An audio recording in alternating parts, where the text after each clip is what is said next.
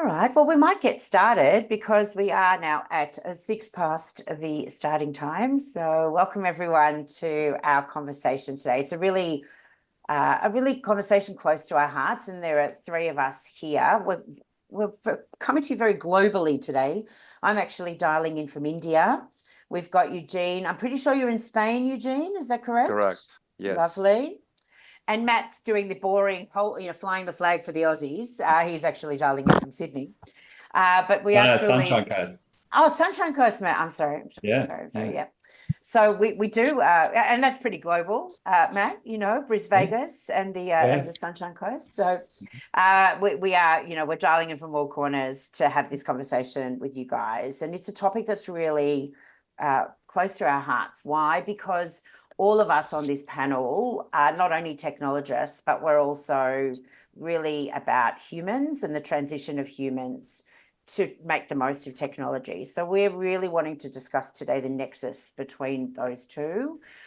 But yeah, certainly, really wanting to touch on the themes and what we're seeing out of the rapid change of this thing that everyone's talking about called AI.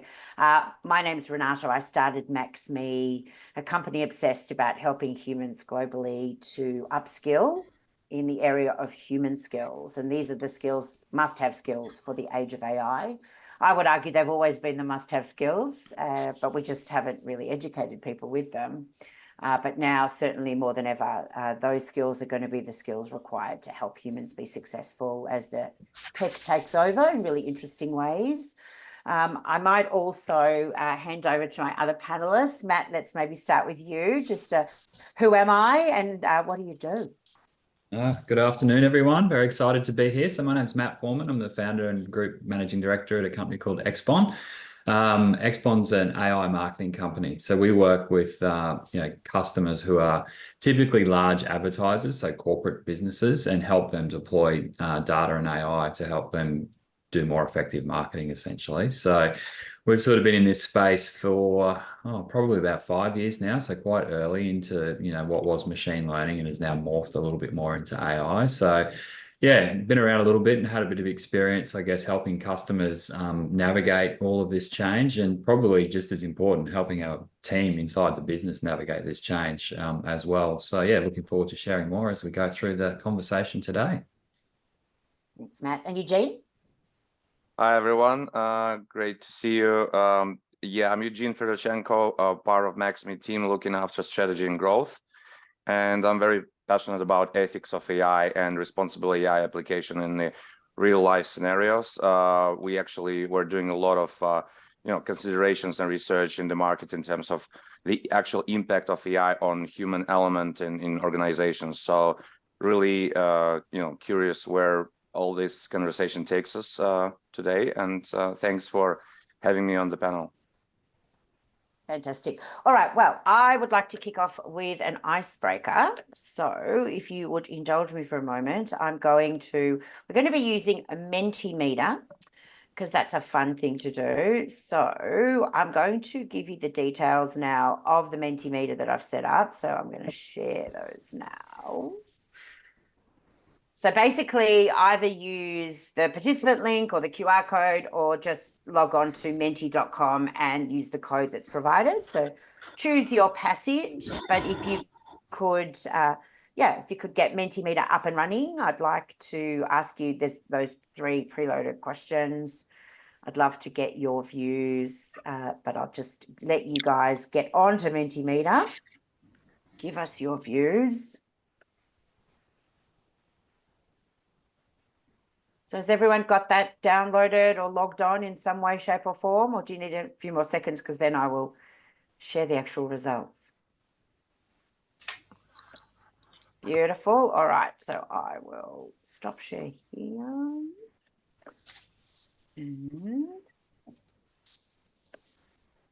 Please answer the questions. Please. And I will share.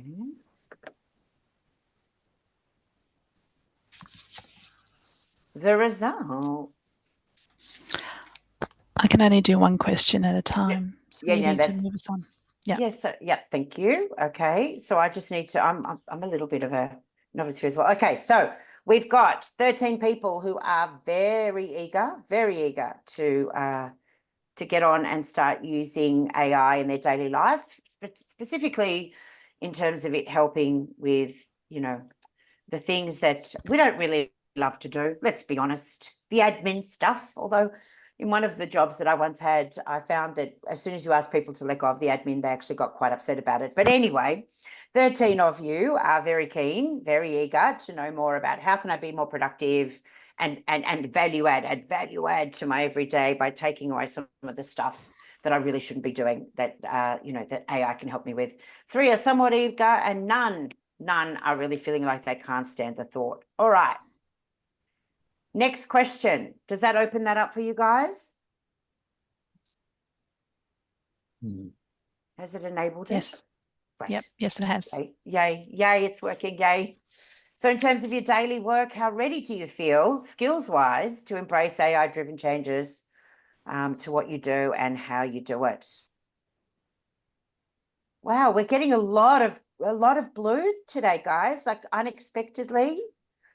I don't want to show my bias, but I didn't think people would be feeling like they're ready to smash it. Maybe the fact that ChatGPT has been around for so long makes it feel like it's sort of part of our everyday life. Matt and I were talking about how people who resist, as soon as they see it, it's like, yes, I want a bit of that as well. So that's exciting.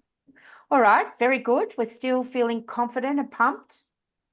And the final question, how ready do you feel like you can role model and lead others through this significant AI-driven change? So not only use it yourselves, but be change agents and role model and really help others.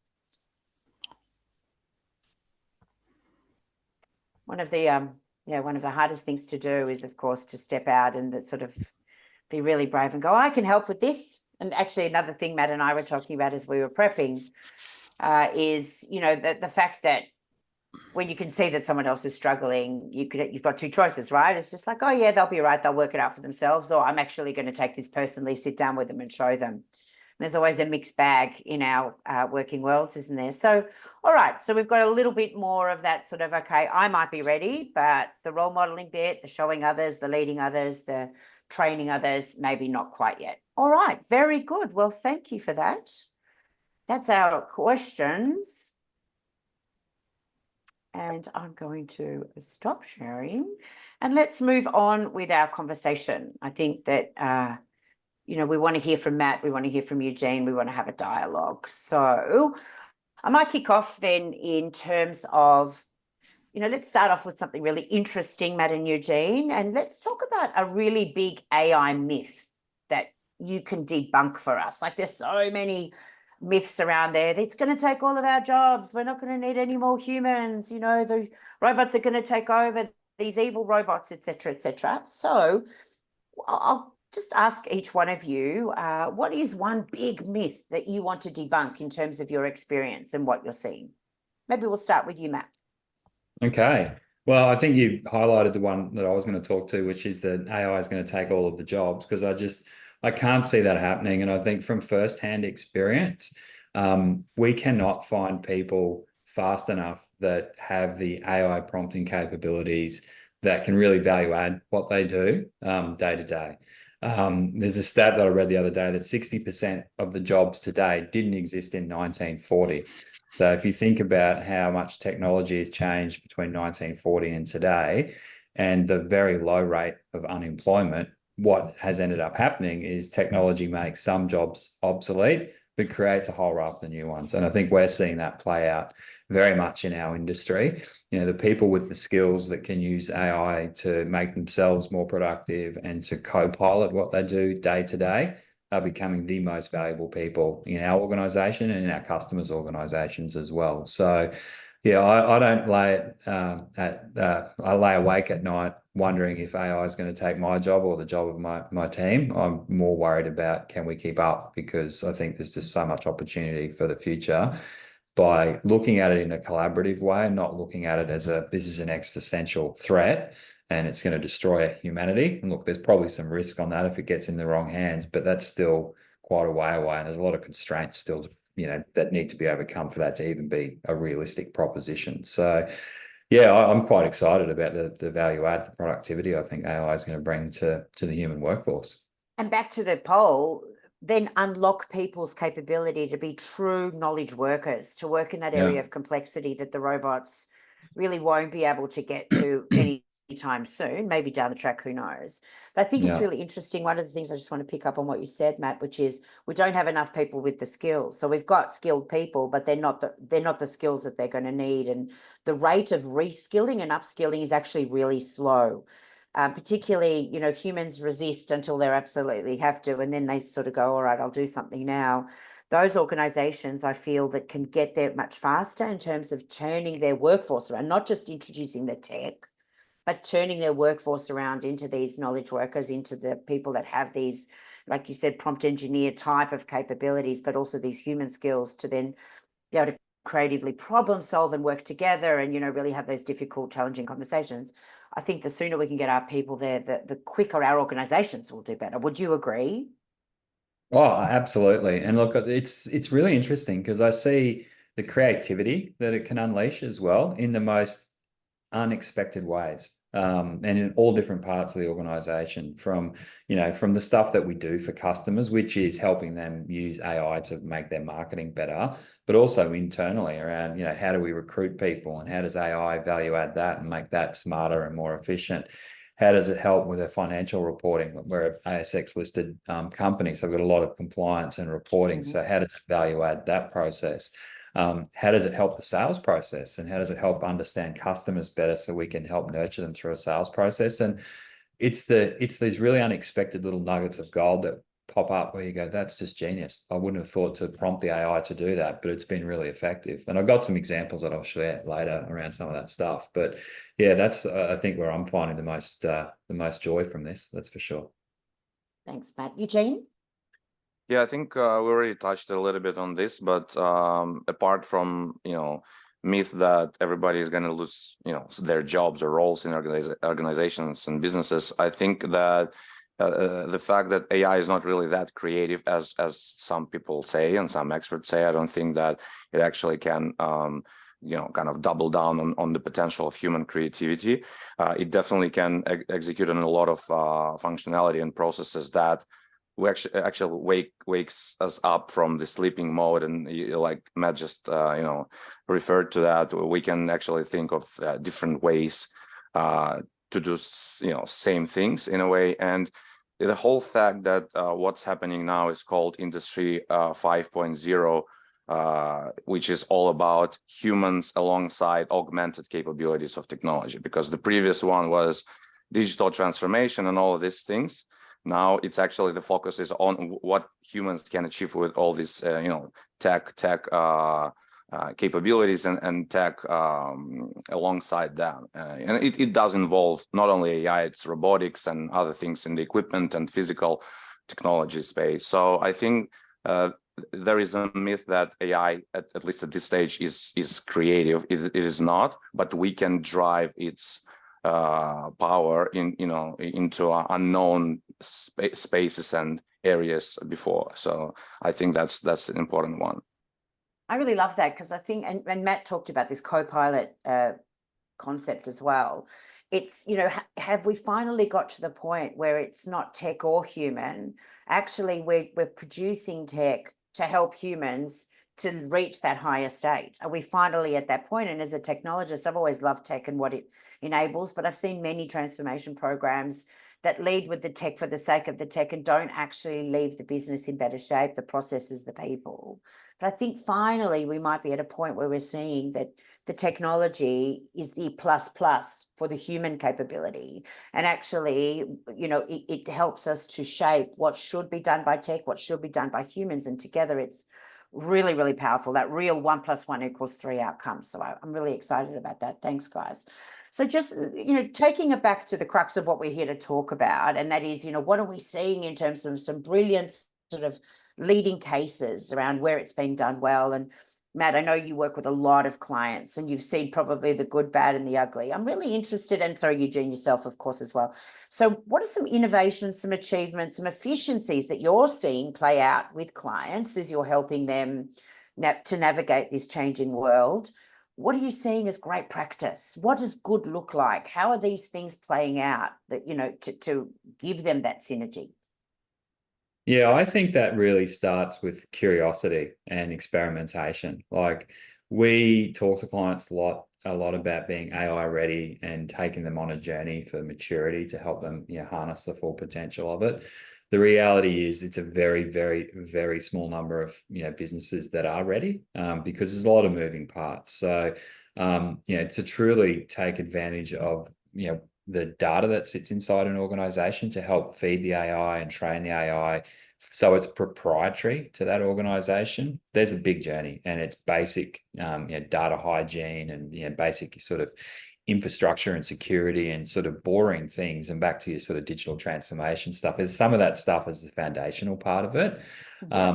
But then there's also like the third party AI, and I think that's where a lot of the innovation's happening, where people can go and experiment. And one of the things, and I really like what you said around, we're at this point where, you know, the AI can unleash the human potential, or the tech can unleash the human potential. And I think the real innovation there has been the natural language. So being able to ask the AI using a prompt like Chat GPT or Gemini or Claude or whatever the model is in natural language to do X, Y, and Z. Because that just allows you to communicate more naturally. Obviously, you don't need to be a programmer. There's not all these constraints around it. And you can then really start to get quite creative and almost unlimited with what you can do with it, right? So I think that's where we're seeing a lot of innovation in that sort of third party space, but in that first party space where companies are using it for their own internal proprietary purposes. Like, we've worked with one of the biggest travel companies here. They've got lots of physical stores, and they've got quite a big digital presence as well. And one of the challenges that they had was each of their physical stores has like a Google, you know, map listing where people can put reviews about their experiences in store and their experiences with the travel consultants and whatnot. So that's very, you know, just sort of disparate. So being able to bring all that information together and be able to use AI then to put predictive analytics and predictive intelligence over the top of that, so they could actually bring all that together in one place, be able to actually see the sentiment of, you know, where are these customer reviews? Are they positive? Are they negative? What are they happy about? What are they sad about? So the predictive capability of AI to bring that together and do that at scale, but then also the generative capability of AI to actually write responses for each of those reviews as well, not to automate, to send out without a human checking. Obviously, we still want the humans to check it and tweak it. But for that for that customer, I think it saved them 1,500 hours of people time compared to how they usually did it. They had a 70% decrease in negative reviews. So afterwards, the positive reviews went up because they'd handled the negative reviews quickly and efficiently. We're able to turn the sentiment around. So, you know, that's a huge economic benefit, both in time saving, where their people can do other higher value stuff, but also in customer satisfaction, which hopefully will translate into more holidays that people book. Further share of wallet. Yeah. And that's fantastic. Like, what a great example. And my mind's thinking about 15 other examples that you can use around that customer sat, you know, in terms of even in call centers, and, you know, when agents are either using sort of, rather than taking calls, they're doing chat, all of those sorts of things. Like, it just, the head lends itself to, you know, what could that agent be doing that's extra, or taking a bit more time on the phone? I know there's, you know, people obsess about how much time are you spending on the phone. Well, actually, let's have a conversation with our customers and not worry too much about that. So anyway, it's just so many applications from what you've just described. It's really, really powerful. And that, to your point, the release of time to do other things, and also the added benefit of that extra customer sat. That's fantastic. Yeah, Eugene, there's another case study, and this isn't a customer of ours, but I wish it was.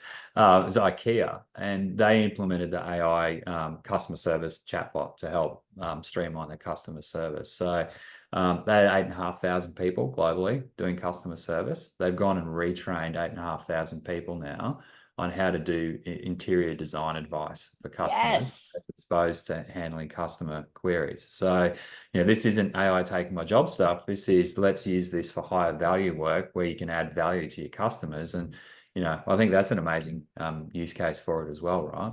I couldn't agree with you more, because we've all been to IKEA and we just need to ask someone a question and we can never find anyone because there's not enough people on the floor. And I love that. I hadn't heard that case study, but what an incredible story that IKEA understood this. They did the retraining and the upskilling, and now their people are doing that value add work. That's amazing.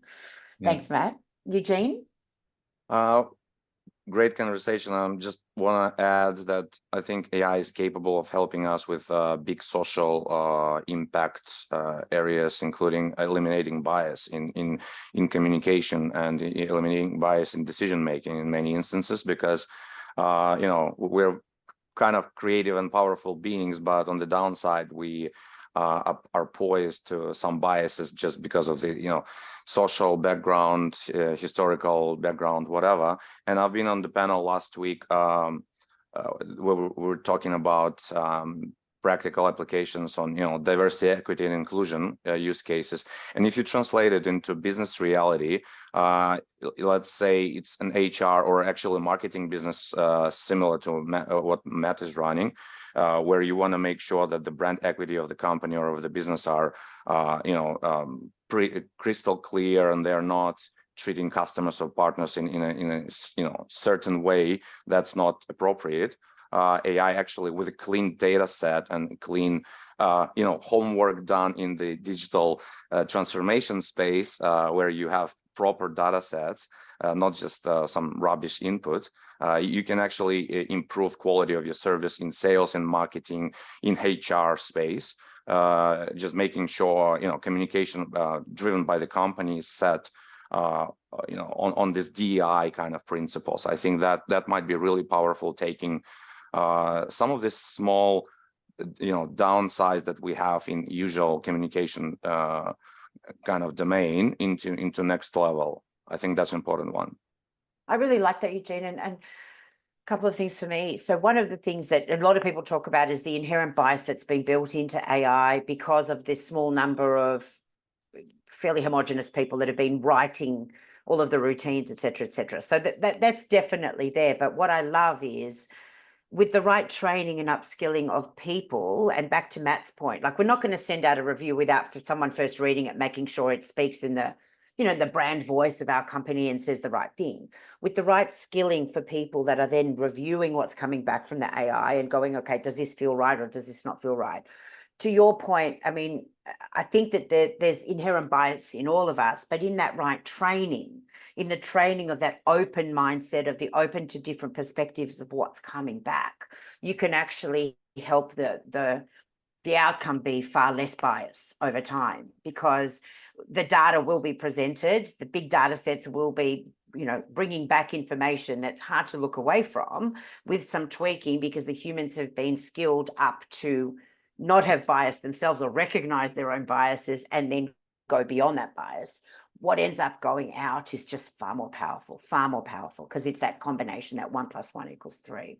It's basically, sorry, just to add here, it's basically a compelling event for all of us to be more self-aware. Like you said, we just look at what's going on, what is the process, what is the quality of the data, what is the output, and we need to individually and, you know, collectively think about, is it appropriate in the business environment and, you know, in personal environment. So it's basically, we're waking up, we're thinking about important things, and it's a self-awareness exercise, which is you know, kind of crucial part of the human transformation journey. Very true, very true. The final thing I just want to say there before I ask the next question is, you know, Matt, both you and Eugene have talked about the kind of the basics, getting the basics right around infrastructure, around data. You know, that was, you know, and I'm really showing my age now, when I was doing my COBOL mainframe DB2 stuff a long time ago in the early 90s, we always struggled with the same things: the right infrastructure, the data cleansing, making sure that all of the components were correct before we laid on the new tech, the new glitzy tech, because if those bones weren't set up and weren't stable, then it doesn't matter what you put on top of them, it's just going to collapse. So I love that nothing's changed, right? You know, the more things change, the more they stay the same. The basics have to be right. The data's got to be cleansed. It's got to be, you know, to the point that Eugene made, you know, crap in, crap out. None of that's changed in 30 years. So it's good to know I haven't lost it completely. All right. So maybe again, let's start with you, Matt. And if you could share 1 to 2 real world examples of where you've seen the power of AI being harnessed really well. I mean, you've obviously given us 2 examples already, and you might have a couple more, but where it's really, really making sense for the business. Because I've been talking to a lot of stakeholders recently around, I think as we grapple with AI, we've got to do something, right? A company feels like you get a bit of FOMO and you're like, well, if I'm not doing something, maybe I'm not as good as the other company. So I've got to do something. But as someone who's done a lot of process re-engineering in their career, you can actually really screw up a process, and very quickly, by adding in things that make it slower rather than faster, or make no sense where you inject it. It's just there for the sake of, you know, the pet project that you've had. So where are you seeing that sort of optimization, that, you know, AI really blending well into the overall processes that an organization might be running? Are you seeing a couple of really good examples? And again, where it's correlating with the great human story as well, the process and the humans. Thanks. Yeah, like I'll probably talk more internally about how we're seeing it play out in our business, because I think it's probably I have a front row seat to it, as opposed to sometimes in customer businesses you don't always get the front row seat, right? So I think one of the things that in our marketing function and our marketing team, I think it's had a massive impact. One of the things that we're going to offer up to people today is like an AI readiness assessment. It's part of the IP that we have for customers and friends of XPON as well. And Tim, who runs our marketing team, he's actually recreated this assessment from scratch, because it was previously not as focused on AI. It was more focused on sort of digital maturity as a whole. He's leaned on AI very, very heavily to rewrite this and rebuild this, and then create all the associated content, marketing materials to go along with it to help promote it when we launch it publicly, which will be shortly. Saved him 5 days. So it's a whole week of time that he saved. And it's a very, very high valuable piece of intellectual property for our business. Like, we've done this for years, and we've built up quite a data set around organizations and how they respond to change and technology. So, you know, for Tim to save a week of his time and be able to spend it on more high value stuff, like, it's incredible. And like, the quality of the output is fantastic as well. So I think that's one area. In the sales support side, and this is something that popped up just recently, and one of the things was like, that's genius. I never would have thought to do that. So one of our team had a meeting with a prospective customer, and they went out to lunch after the meeting, and then he came back and he put into the chatbot, to Gemini, provide me a psychological profile of this person. They're this age, they do this job, they speak like this, they use this language at lunch. And it created a psychological profile. And then he said, okay, create for me some prompts of the best way to communicate back to that person. And it was able then to send them an email and follow up in the language with the right way based on it. And like, again, it's just these little nuanced kind of just ideas where I go, that's brilliant. And that's obviously going to create value for them receiving it, because things are going to be presented in a way that is meaningful and helpful for them. It's going to help us, because hopefully it'll accelerate the sales process and help us, you know, make business faster. And it helps the salesperson, because they're now more informed and more knowledgeable and feel like they're empowered to do their job better. So I think they're probably 2 areas recently I've seen where it's just been, oh, that's brilliant, absolutely brilliant. And none of that's mandated, and it's not a structured project or a program of work. It's just go and experiment and see what happens. And Matt, I'm just curious to pause it for a second and ask you just that bit around, okay, we've fed it in and it's given back a profile, and then we've pulled together some comms and whatever. What role do you see the human playing in terms of, you know, as we teach people how to communicate effectively, like, what are the core components of effective communication, and, you know, all the various bits that contribute to an effective communication? Because obviously with emails, it's also very difficult because you don't have the paraverbal and the non-verbal prompts around that.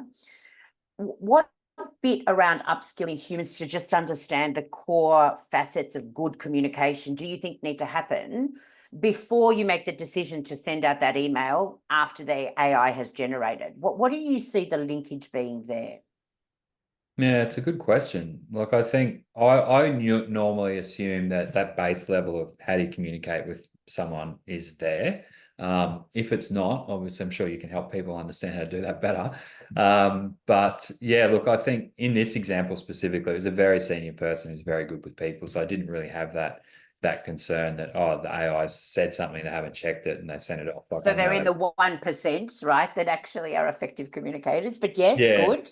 They would have done that. They would have sanity checked it and went, okay, that makes sense. They're not just going to copy paste send. I think, you know, there's a level of trust in their capability. They wouldn't do that, I would hope.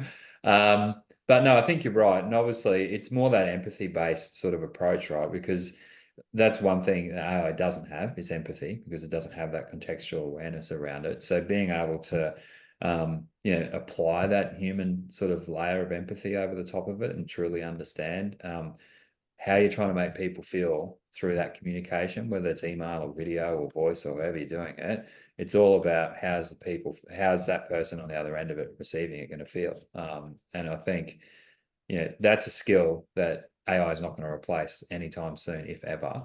And that's a core thing that people need to keep developing as human relationships and interactions become more valuable and more important, because people feel more apart because the technology is driving people apart. So those skills are what's going to help bring people back together. Yeah, I really like that. So I think there's again that sort of accretive, yes, get it faster to the email, into the email, and absolutely use the knowledge of the big data sets to give you the right way to do that. Then you have to really apply that extra layer of empathy, as you call it, good communication practices. What should it say? What shouldn't it say? Those nuances. We've really got to teach our people to stop and think that, because there is, I think, a danger of it being a knee jerk. Oh, this is easy, right? I'll just send it out. Or the AI told me to, right? And I feel like that is where some business value can be eroded, can really be eroded in the future. If we're not really careful about our people not just seeing that as something, oh, well, I'll just get that off my desk. I want to get that out as soon as possible. So that point of review and really considered, you know, problem solving or creative thinking before you send it up. All right, thanks. Yeah. Thanks for confirming that. And Eugene, anything else? Because I do want to move on to the ethical question, which I know you're very passionate about. Just quickly, doubling down on the basically knowledge worker space. If you think of lawyers, financial advisors, you know, risk advisors, whatever, we can have the power of AI, and we have already like pretty quality based data sets because of the way these industries are you know, structured. A lot of information has been truly verified there. I think that the concept of so-called trusted advisor or trusted expert, where you have this layer of empathy and contextual understanding of, you know, human situation on top of the law or financial or technical risk or whatever is that, it's actually where we can spend more time, while AI will prepare a lot of elements for us to complete the job in a way. But this area of so-called trusted advisor, that's what I'm fascinating about. And it does require life experience, which is another topic, whether young workforce or young specialist can you know, deal with this, but that's another big topic. But anyway, I think that empathy on top of the knowledge base that AI can prepare for you, that's a very fascinating area.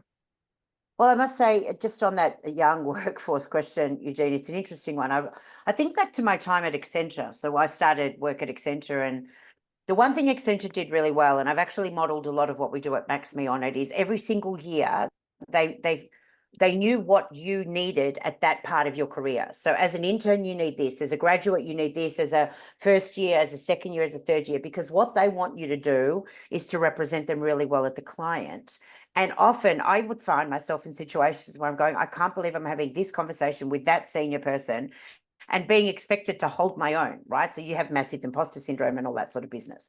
But one of the things that really held me in good stead at Accenture, being able to do that, was I was well trained. I knew exactly the skills I needed at that point in my career, and it had been really well thought through and curated for me. And I feel like we do need to bring people up the curve quickly, because they don't have a choice, right? The tech is here, and it's sort of here to stay, and we don't want people to be jobless. So it's what can we do and immerse them in that kind of pre-thought out, curated way to make them ready for something that might come along that they're, you know, we go, oh gosh, well, they don't have that life experience, but they still need to be ready. So what does that look like? Anyway, let's quickly move on to the ethical, or, you know, kind of what's the right thing to do, because AI definitely opens us up to a lot of, you know, big can of worms, because a lot of it is out of our control, of course. So some high-level ethical considerations, I guess, from you both. Maybe we'll start with you, Eugene, around, you know, responsible and ethical use of AI. How can it be integrated?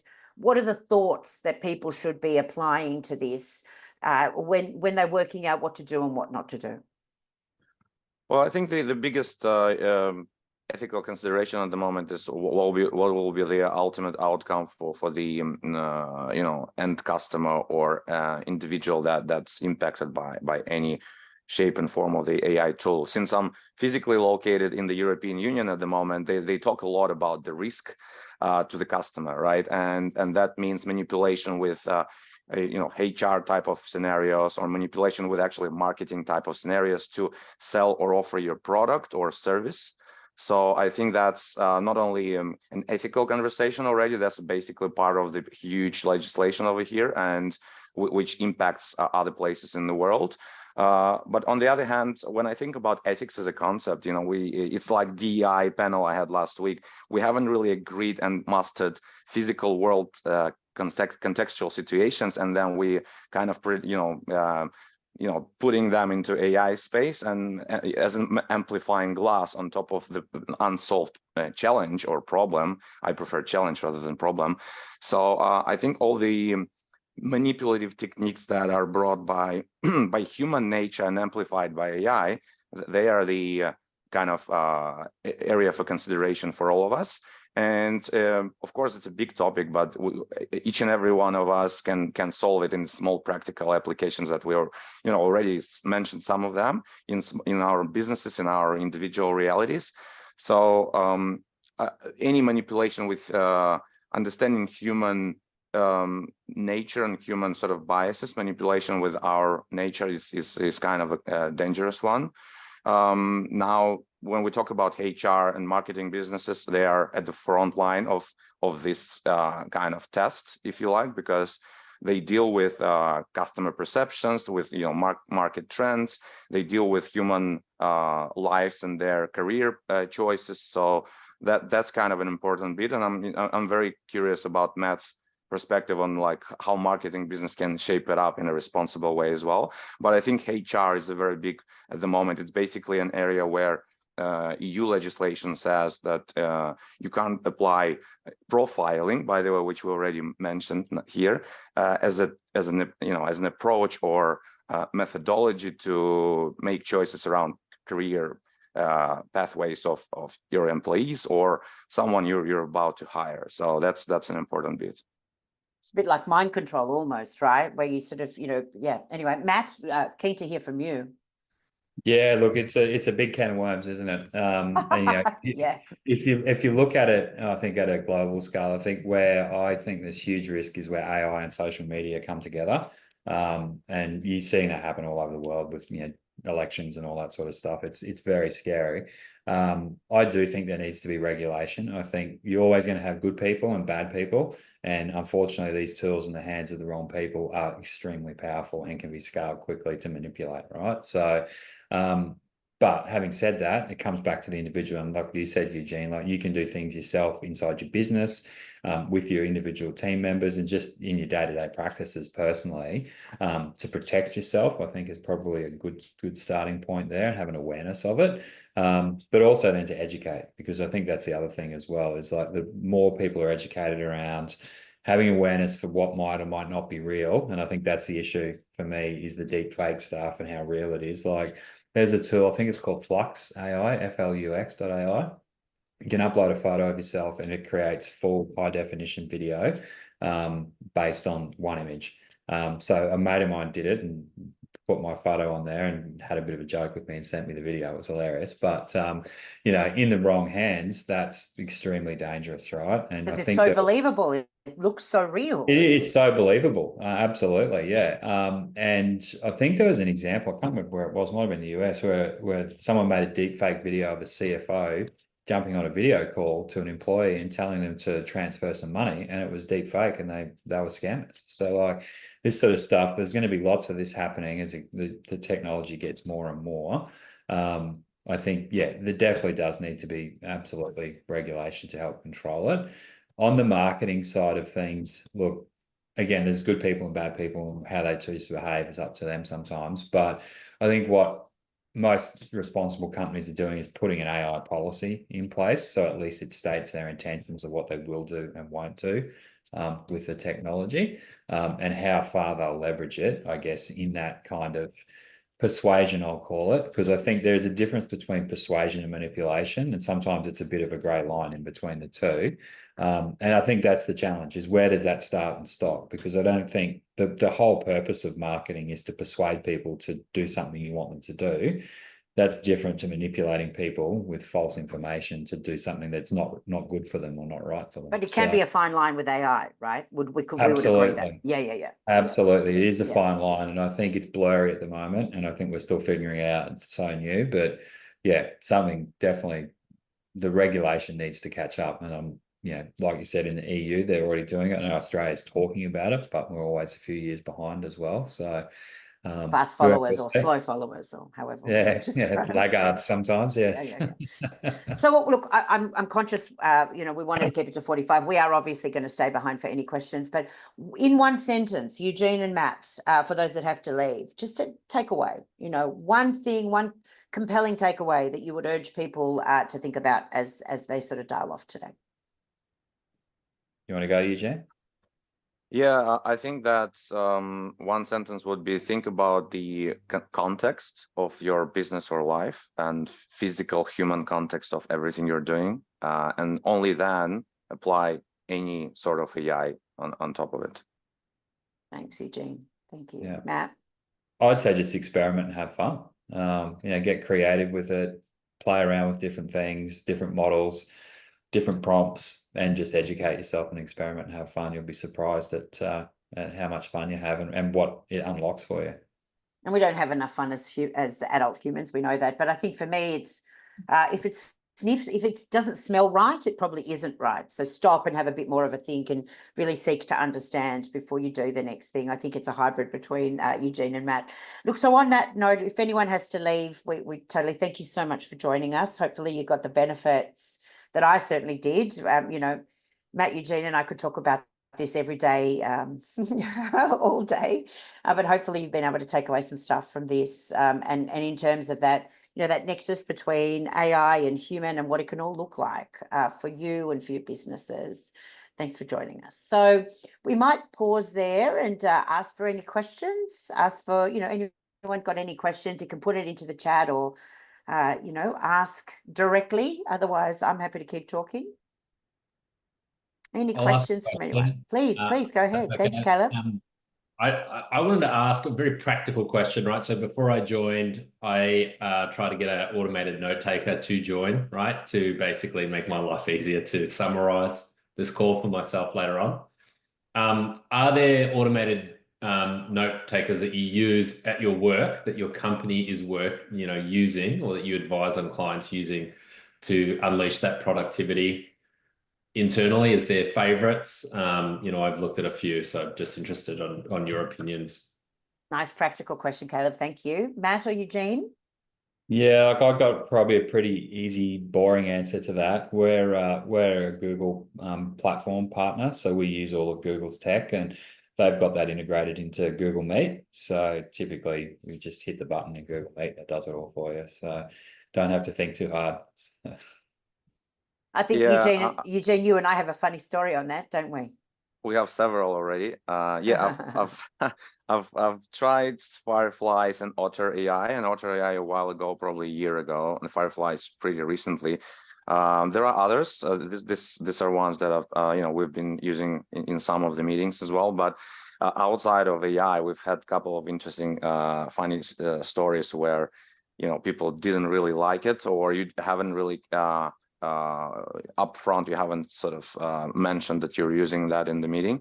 So back to my one sentence takeaway, think about the context, what is the meeting about, and who are people present in the meeting, and is it appropriate and relevant.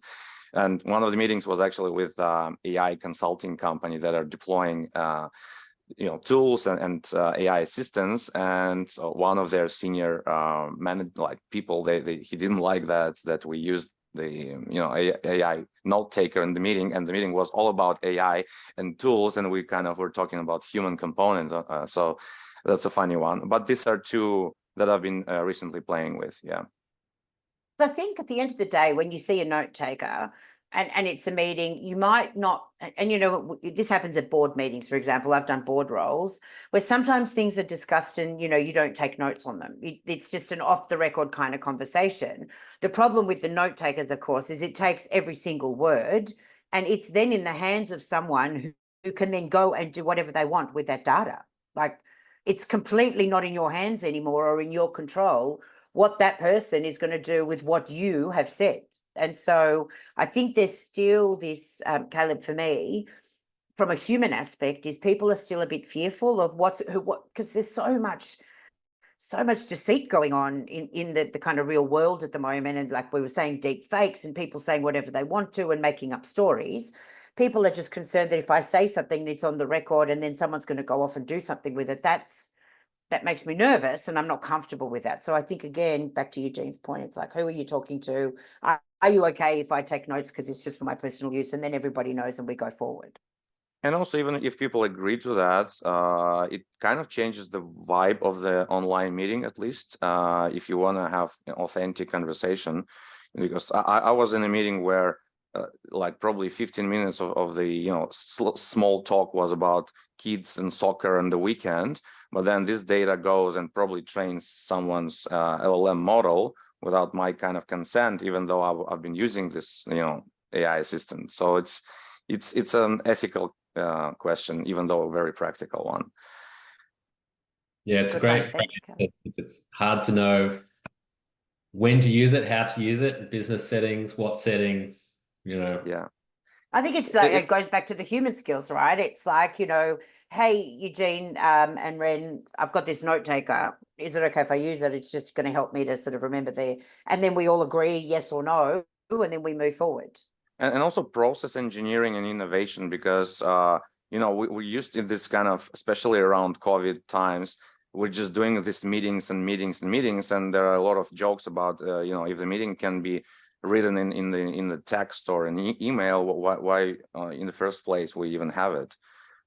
So like, we actually need to consider the quality and the purpose and the agenda of the meetings that we are creating in our minds in the physical world, and then why we do them, and then whether we should use AI note taker in those.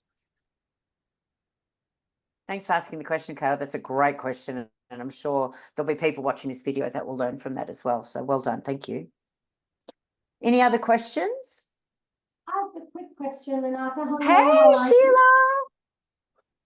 I want to understand what's your take on service industries like myself, early education, health, and so on and so forth, where the human is actually involved in everything we do, other than, of course, administering the business element of it. How do you see AI actually impacting, these service organizations? I'm happy to just have a go, and then I'm sure Matt and Eugene will have a view. I think in a service business, it's definitely around human to human. And we know that, in your business, Sheila, parents send their kids to your amazing childcare place. And I know you don't call it a childcare place. I know it's a place of education. It's a place of connection. You really take that element very seriously in your business. So I think the parents make a choice to send them to you versus somewhere else because there'll be a differentiating service that you offer.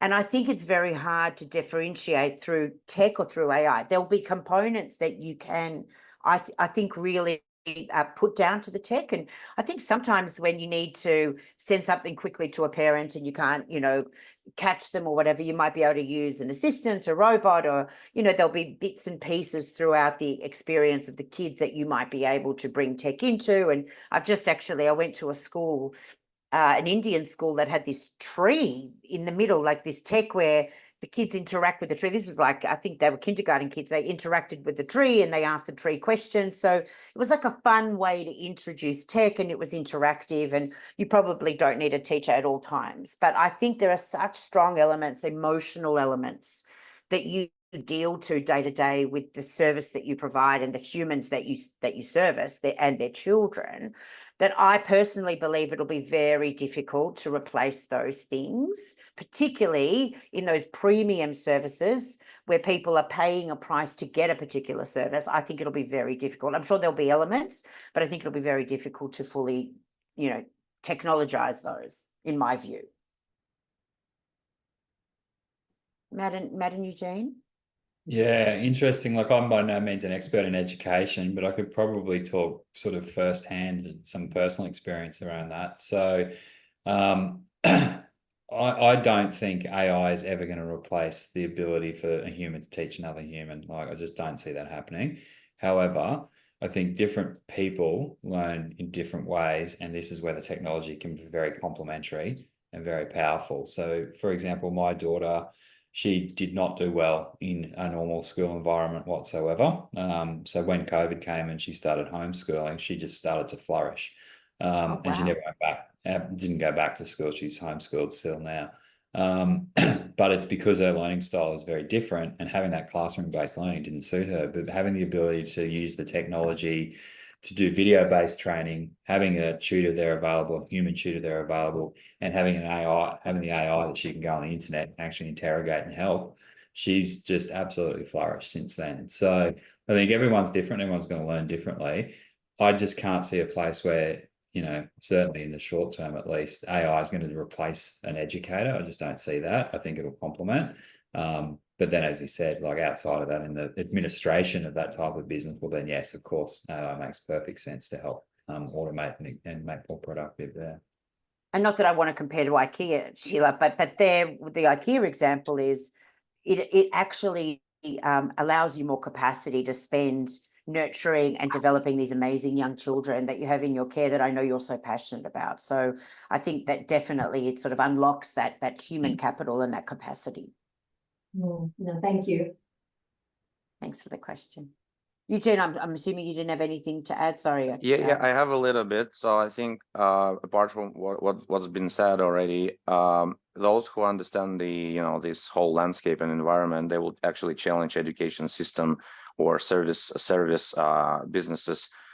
I have a legal background in my past life, so I would rather say, why should I pay a billable hour to a lawyer just for analyzing legislation that can be analyzed in seconds by AI tool, right? Or why we always get this response from education system, especially in many countries in public education system, that teachers or lecturers, they don't have time to spend with a student.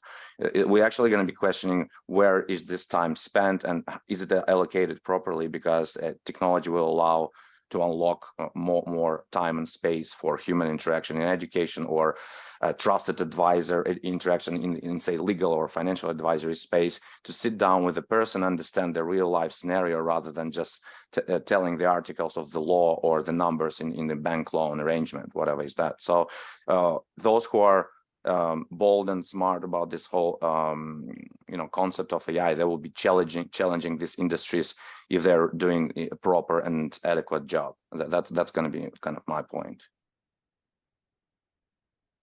Thanks, Eugene. Thank you, Eugene. In fact, we are trialing a product that's actually going to be writing our observational material using AI, so that the teachers can actually be released to spend more time with the children, because we're talking about early years, right? So 0 to 5. And there's been a mixed emotion from our teachers about the tool, because they weren't really for it, because their view is that, the learning of your own human interpretations is by watching and observing. So if you let that be transferred to AI, because, with this particular tool that we tried, it's just putting words in like parallel play with the child. So then the AI just sort of writes up a whole bunch of things that may or may not have been observed in that particular situation. But then how do you then transfer the observational skills to the incoming teachers and educators. And so there's all these, dilemmas that is currently being faced by organizations like us. But yeah, good conversation to have. Thank you. That's so clever, I think, as well, Sheila, because sometimes you can do too much with tech. To your point, again, back to these human skills, is there are certain human skills that are transferred, and Matt, confirmed as well, as did Eugene, that can't be taken away. Like people, and I know I talk to a lot of young people that are really struggling because, forget about AI, just with hybrid work, they're saying we don't have anyone to actually interact with in the workplace. All of the people that we would normally look up to and be, look to for role models are all working from home. So we're not getting time with that demographic, because yes, the older people are coming into the office and that's fantastic. But the people that I most relate with, the people in the middle, they're not coming into the work. They're working a lot from home. And I'm really struggling because I'm feeling lost. I'm feeling disconnected. And that's a real thing that's playing out in workforces every single day at the moment. So that human interaction, those human skills, we just need to find that balance, what's right and what's too much versus what's not enough, I think. Yeah. All right. Well, look, on that note, I am 1 minute over, so I apologize for keeping people 1 minute over, but thank you so much. What an amazing conversation. Matt, Eugene, I can't thank you enough for coming and, sort of sharing your insights. Eugene at 4 o'clock in the morning from Spain, that's real commitment there, mister. And Matt, of course, from the Goldie. Thank you so much. It's just been fantastic. And I know we're going to have a couple of things that we want to offer to people as a result. I know, Matt, you mentioned this, IP tool that you've developed, which is just so rich. And thank you so much for this generous offer of opening it up to the people that have signed up today. We will have a recording. Obviously, people that couldn't make it or wanted to watch it back, that'll be made available as well. So we'll certainly be back in contact with you all. And thank you so much for joining. Have an amazing day. Rest of your week. Thanks for having me. See you later. Thanks. Bye. Cheers. Bye. Thanks. Bye. Bye.